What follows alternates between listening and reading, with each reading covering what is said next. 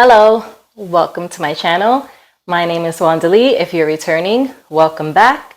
So as you can see by the title of this video, I am going to share a little bit about where I've been, why I haven't posted in about 5 or 6 months. Those of you who know me personally, you already know why, but I thought I'd want to share with anyone else who wasn't aware, and also just to share our story and share how good God has been to us in this situation. So my husband and I were on our way to church on a Saturday in February, and we were hit head on by a car that was speeding. The car came into our lane. He hit us head on. Our car was pretty much totaled. My husband was driving. I was a passenger, and I thank God that my husband wasn't injured at all. My husband just had a few bruises from the seatbelt. We always wear our seatbelts. And we were on the lane, there was no stop sign, and we were on a narrow, small bridge. And on each side, there was like those cement railings, so we really couldn't turn anywhere. And we were about to enter a curve. We were on the right side, the other lane was on the left, my husband was driving. And we saw the car speeding around the curve, and my husband, he drives for a living, so he's very aware. He's a very good defensive driver. We came to a full stop, thinking that the person was going to maybe slow down or correct himself. He just continued full speed, came right into our lane, and he hit us head on. We felt the impact, and when I opened my eyes, there was smoke, and my husband, he was nervous. He saw the smoke. I thank God, that my husband, he didn't have any injuries, and so he pretty much said, "Babe, get out the car, it's smoking," because he was afraid there was going to start fire. Now, unbeknownst to him, I had, due to the impact of the airbag, I had 2 broken bones in my right hand. It looks pretty good now. I'm healing really well. I'm not sure if you can see, but I had 2 broken bones right here. And so when I looked down, I was aware, because my arm was shaped in a V, and it was pretty bad. So it was almost protruding to the skin. So you could see 2 little dots, like my bone wanted to tear through the skin. And because I saw that, I grabbed my left hand and I put pressure on it. My husband was unaware. He just wanted to get me out of the car. To the naked eye, I looked fine. So he said, "Babe, get out the car. The car looks like it's going to start on fire." Now, the impact was mostly on his side, and so he couldn't get out the car. He kicked the car door open. He walked around to my side. My door wouldn't open, and I really couldn't get out because I was holding my arm, because I saw, that V shape. And so he ripped open my car door, and when I got out of the car, I was holding my right hand. Now, mind you, this is the hand that I write with. I was holding my right hand, and I had a really bad pain in my chest. And when I got out of the car, from the outside, because I wasn't bleeding and you couldn't see anything, I did have a sweater on. From the outside, no one could really tell how injured I was, but I felt the injuries. I felt really a sharp pain in my chest, and I got out of the car, remember, and I felt like I couldn't breathe.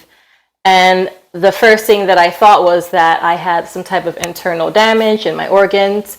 And my immediate response to the situation was to pray. So I fell to the ground, and I was holding my arm like this, and I immediately started praying and asking God to touch my ligaments, touch my bones. My husband, he was aware. He saw that I was hurt, but he didn't know the extent of it. So it just so happened that the witness behind us was an off-duty police officer. Him and his wife, they come into Pennsylvania sometimes for the weekends to stay at, I'm not sure if they rent out a house or if they own the home, but they were off duty. They were on their way home. So he immediately got out. He put on his badge. He started directing traffic. His wife was really sweet. She came over to me. She started hugging me. She was telling me, she was trying to comfort me and let me know everything was going to be okay. She was holding me, but at that point, I really was so focused on just holding my wrist and praying. And I remember thinking that I was going to die.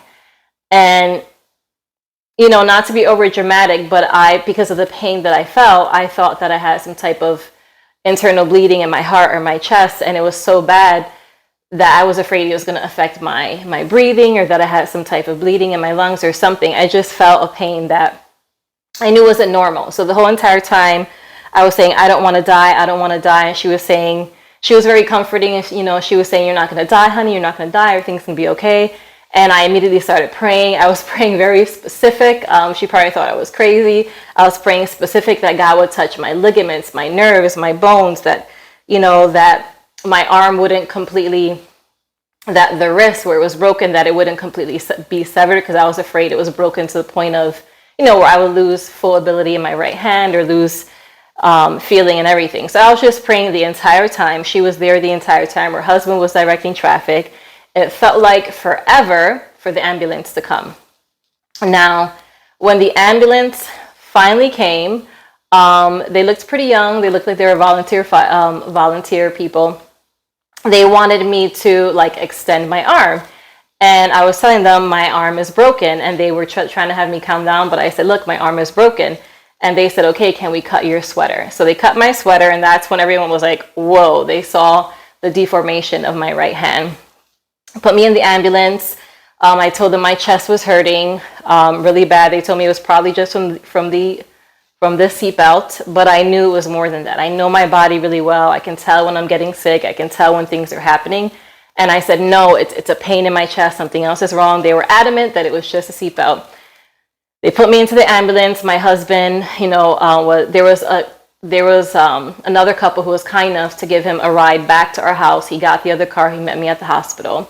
And when I got to the hospital, and when they did the x-rays, lo and behold, I did have a fractured sternum. Thank God it wasn't so bad, but it was able to heal on its own. There was slight bleeding, but that's why I felt that pain in my chest. So, my arm was deformed. I had to go through x-rays like that. It was extremely painful. But all this to say, in that moment, I'm not sure if any of you has ever been in a car accident or any situation where you think this is it. You're going to die. This is your last day. I remember thinking, I don't want to die. I don't want to die. And it wasn't because I was afraid of, my eternal life, because I am a believer. I am saved.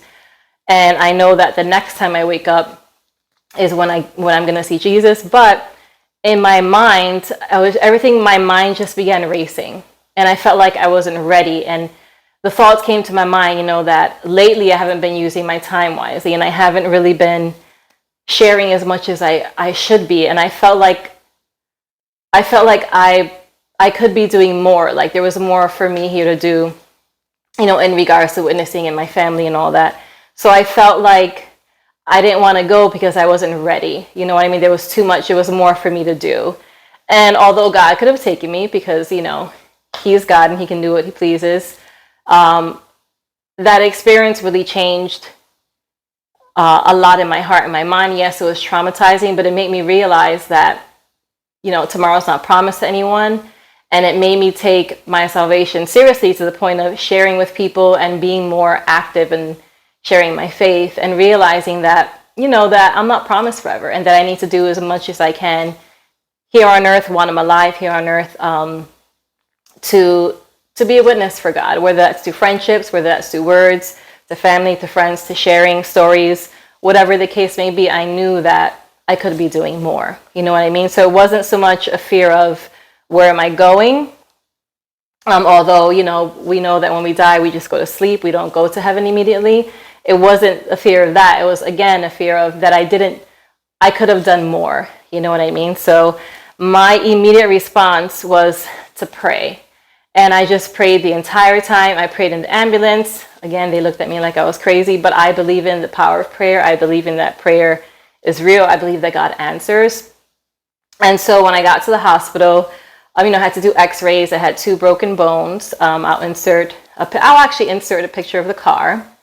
And I'll also insert a picture of the 2 broken bones in my right hand. Now, when I got to the hospital, they had to put me to sleep because they had to kind of, I'm not sure if you can see, but it was broken right here. So it was kind of like in the shape of a V. They had to put me to sleep, and they had to kind of pop the bones back into place. The way the 2 bones, and it was the ulva And there's the name of the two bones. I'll also put a picture up on the screen. The way the bones are broken, it was kind of diagonal. So they had to pop it back into place, wrap my hand, and I had to go home. I had to actually stay overnight. They wanted to observe my breathing because of my sternum, my fractured sternum. So we stood overnight. My husband was amazing. And it was all, I tell you, it was all the grace of God. It was God's angels protecting him because my husband had nothing. And I know a lot of people were like, oh, you should go back. You should. And I was worried too. I did want him to get x-rays because sometimes you get into accidents, you get whiplash later and something happens later on. But really, my husband only had bruising from the seatbelt. I had tremendous bruising from the seatbelt as well. And my husband was literally fine. There was nothing wrong with him. And the impact was mostly on his end. And I really, even in that situation, I saw God's faithfulness because my husband has had surgery on his shoulder and he has a bad shoulder from when he used to lift weights.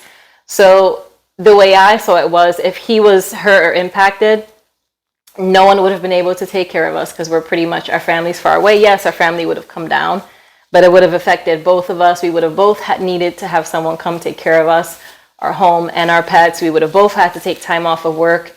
And in God's faithfulness, my husband was not hurt at all, because if he would have gotten hurt, it would have actually probably agitated both his shoulders, one from the surgery and so on. So my husband stood overnight with me. He was amazing. He took care of me. He had to literally, and if you're sensitive to this stuff, I'm sorry, but I'm just trying to share, how my husband really held to, loving me throughout everything.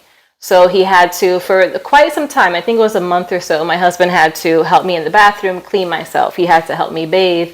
He had to do everything for me. I stood overnight. When I came home, we had, I couldn't get up from sleeping because when you have a fractured sternum, it doesn't allow you to use your core. So every time I had to use the bathroom in the middle of the night, I had to wake him up so he can put his hand behind my back and push me up. He had to help me go to the bathroom. He was exhausted, so he was taking care of me. He went back to work. He took one day off and he went right back to work. And my husband was a truck driver. So he was working full time. He was working overtime. He was taking care of me at night, taking care of the house, pretty much doing a lot. And I needed to order a recliner because of my fractured sternum. And my husband did have to work and I needed to be able to, stand up and go use the bathroom and go get water and things like that. I had to order a recliner that actually not only does it push you forward, but it pushes you up. So we had to order that. I was sleeping on a recliner for about 2 months. So I was home for 2 months and a week, and I had just started a teaching job. I was only there.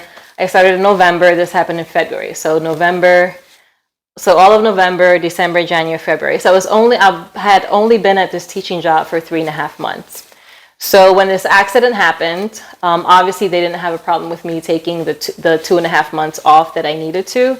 But the issue was that because I was there, I hadn't been there long enough, I wasn't eligible for short-term disability.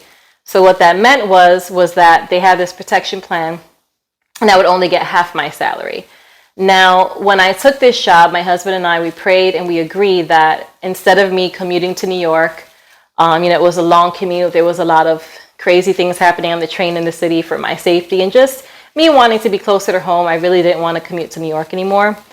We prayed and my husband did the budget and we, in faith, I took this job and I took a pretty significant pay cut so that I could work in Pennsylvania and I could be close to home and be home early and have time to cook and have a balanced life. So we had already took a pay cut and this hit us kind of a second time. So now we find out that I'm not eligible for a short-term disability and I'm only going to get half my salary. And I had to fill out paperwork. We didn't know when it was going to kick in. But through that all, I wasn't anxious. I knew, because I have experienced God come through for me in so many ways, I knew that our bills were going to be paid, everything was going to be fine. And even with the half salary, we were able to pay our bills. We were able to get everything taken care of, you know what I mean? And God was faithful. Everything was processed quickly. I was home for 2 months, 2.5 months. And my husband, it was tough. It did take a toll on in the sense of our marriage, like we really had to, it kind of tests your faith as a couple. You know what I mean? We've only been married at the time. We had only been married about a year. Let me see, November, December, January, February. So about a year and a half or so. We hadn't been married that long. It's going to be 2 years in November. So for a young, a newlywed couple to go through something like this, it was a lot for us. But it was really tough, I think, in the first 2 weeks, especially for my husband, because he wanted to make sure we were financially taken care of. But when God came through, he showed us his faithfulness. We weren't in need or want for anything. And I just saw my husband in a new light. He was just taking care of everything, and he didn't complain. He did the best that he could, and I just really fell more in love with him, after that, and it really brought us closer. And the entire time that I was home and I was healing, I didn't want it to go to waste. I wasn't just sitting around feeling sorry for myself or just laying around watching TV. I was praying, I was reading my word, I was worshiping God, I was still giving God glory. I wasn't blaming God for the accident, although at times I wondered why he allowed that to happen. I still worshiped him through it, because sometimes you don't always understand why things happen. But I knew that the last thing I wanted to do was become angry at God, or, so I worshiped God through it all. God was still good through it all. And even the young gentleman that hit me, he wasn't very apologetic, and I thank God he's alive, because he actually didn't have on a seatbelt. So he had some injuries too. But I remember, not wanting to get resentful towards this person, because it impacted our life, majorly. It impacted our marriage, it impacted our finances, it impacted my job, my students, they lost right when I feel like we were getting momentum and they were getting things and we were getting a flow. Now they have their teacher taken away for 2.5 months. So, there was a domino effect of things.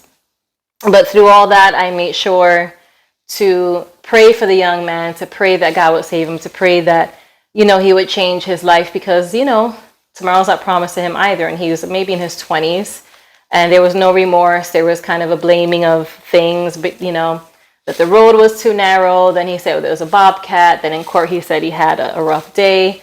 So that was very frustrating, in that sense. But I had to be intentional and not being resentful about it, not wanting something bad to happen to him, not like getting angry. And there were moments when I would get angry with him because of the frustration. And also, it wasn't just that. Now you have to remember that I broke my wrist in my right hand. That's my dominant hand. I write with my right hand. So it was really hard. I had to learn how to use my left hand. So on my time off, I didn't stop journaling. When I read my Bible, I journal in a personal journal about what's going on. I also write in another journal that's like a study journal.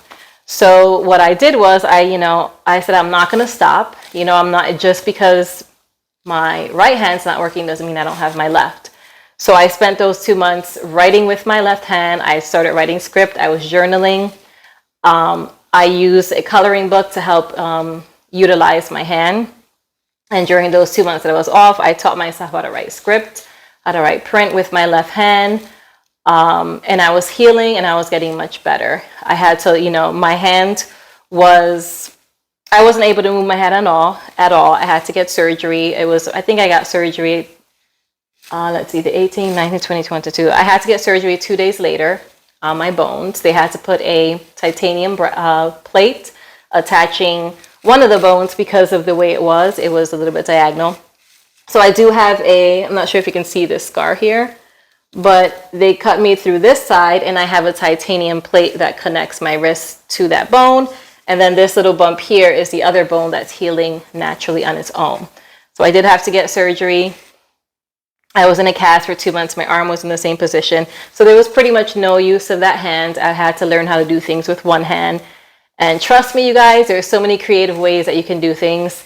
I learned how to hold, how to hold jars and twist them with this hand. And I pretty much started doing everything with my left hand.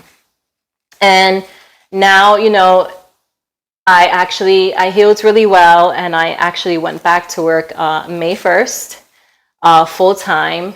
And I started my physical therapy to regain the use of my right hand in June, right around the time when school was ending. So I only had to go back to work for a month and a week. So that was good because did have to work with just one hand. I had to do all the same things that I had to do with one hand, but my kids, my students were so amazing. They were helpful. They did a lot of the heavy lifting, so I didn't have to do it. And there's not much heavy lifting anyway. It's more about passing out materials. But I was able to write on the board and continue all that because I didn't waste the time that I was at home. I used it to teach myself how to write with my left hand. So now I'm pretty much, by the time my hand fully heals, I don't have full use of my right hand. I just started gaining strength through it. I just started being able to bend my hand. So if you can see, I can make a fist, this hand. And with this one, this is what I can do right now. So this is with physical therapy. Before, all I could do was this. So this is progress right here. And it'll probably take about 2 full years to heal. But I just thank God that I have use of this hand because it could have been a lot worse. So that's where my husband and I have been. I had to take that time off to heal. My sternum is completely healed. I went back to work on May 1st. Now I'm on summer vacation, so it's really good because I don't have to worry about taking off of work or leaving work early to get my physical therapy. I go to physical therapy twice a week. They're really great. They're helping me strengthen my hand, helping me utilize and get that movement back in my right hand. So all that being said, God has been completely faithful. As far as the trauma, I did suffer from trauma like anyone would who is in a car accident. I did not drive for I was home for 2.5 months, but I did not drive for 2 months. I was very content staying home, and it was that PTSD where I felt like I was safer home, and I was afraid if I got in the car that I wasn't going to come back. It really was traumatizing for me. My husband had a different experience because he wasn't hurt that way. He actually went back to work, and he would move over the lane a little, and when cars would come, but for the most part, it was a very different experience for both of us.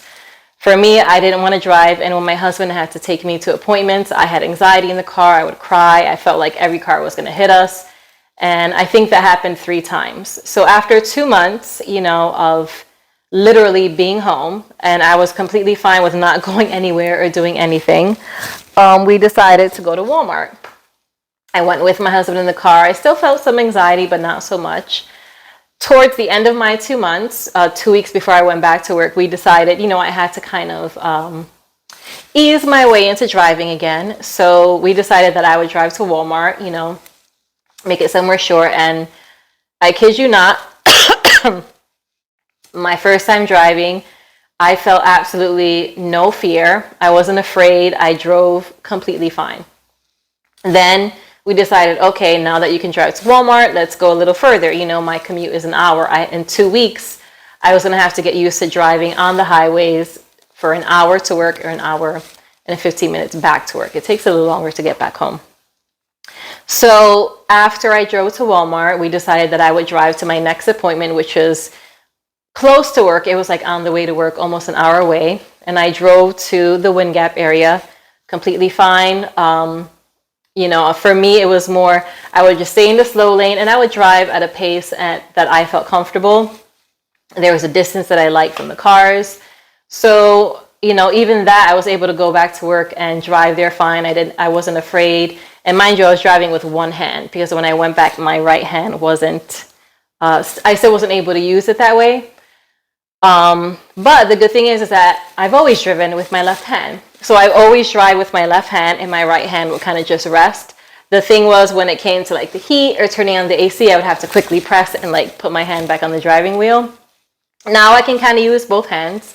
But that was the only thing that there was an adjustment, and it wasn't really a huge adjustment. And I went back to work and I was able to drive. I'm driving now. Now it's more for my husband because we have a different comfort level with how close cars are to us. If he drives, which again, my husband is a safe, amazing driver, but because of the trauma and because of I have a different comfort level now when it comes to how close I am to other cars. When we do go out, it's just better that I drive so that I can control the comfort level of how far we are from the car ahead of us. And that really helps me not get anxiety or drive my husband crazy, telling him he's too close or to slow down when really he's really driving fine. It's just my own trauma and my own fear and worry of, or my own comfort level of how close I am to cars. But I'm really glad to be back. I really miss being on YouTube. This is my creative outlet. I love sharing with you guys how to save money, ideas on DIYs, how to do things yourself. I love sharing, my home with you all and sharing how you can save money and try to give you ideas on how to decorate, on a budget, because we're all about the budget here. So I'm excited to be back, and I thank you all for watching, for all your support. And yeah, so we have some videos coming up soon. We're going to be finally finishing our home office. So that video is coming soon. I have another video where I'm going to be sharing how to use unboxing and how to use the new selfie Canon camera that connects to your phone wirelessly. And we have some other plenty of videos coming up. So be on the lookout for those videos. Again, I'm really happy to be back. I'm going to try to make as many videos as I can for the summer. This is my first year as a teacher, being off the entire summer. I've been teaching for about 15 years, and I've always worked in the city. I've always worked for charter schools or private schools. And for those of you who are unfamiliar, for most charter schools, teachers don't have the full summer off. So school ends like in the second or third week of June, and we're back at the end of July. So I'm used to having between around 6 weeks off of work. And this is the first year after 15 years of teaching that I finally have the full 3 months of summer off. And I'm just really excited about that as well. And I'm going to use it as much as I can and put as much content as I can out here with you guys. So that's all for today. Be sure to give this video a thumbs up. Comment below. Let me know if you experience similar things. And all that good stuff. So that's all for today. Stay safe, stay blessed, and until next time. Ciao. Forgot to mention my t-shirt. Let me know if you like it. I actually made it myself, you guys. I went to Michael's. I got some letters, and I love this one. This is my favorite one, although I made my husband 2 of them, and his are really nice, so I'm going to actually make myself t-shirts like his. I also made a few caps, so you'll be seeing me wear like the Sabbath, Sabbath Keeper t-shirts and caps in my videos. I just find them really cute, and I personalize them, so yeah. Did it myself, you guys. And yeah, for affordable. I think this t-shirt was $5 at Michael's, and the letters were like $6. So I love this t-shirt. But anyway, that was just a side note. So yeah, until next time. So I was editing the video, and I wanted to make sure that I mentioned that the accident happened, like I said, on a Saturday. So we were on our way to church. It was a Sabbath. And it really touched my heart and my husband's heart when our pastor, immediately after service, came to the emergency room and he prayed for us, and we had some of the elders and also other congregation members come and just show their support and love for us. That really touched our hearts, and that's what the body of Christ is about. So we were very grateful and appreciative for that.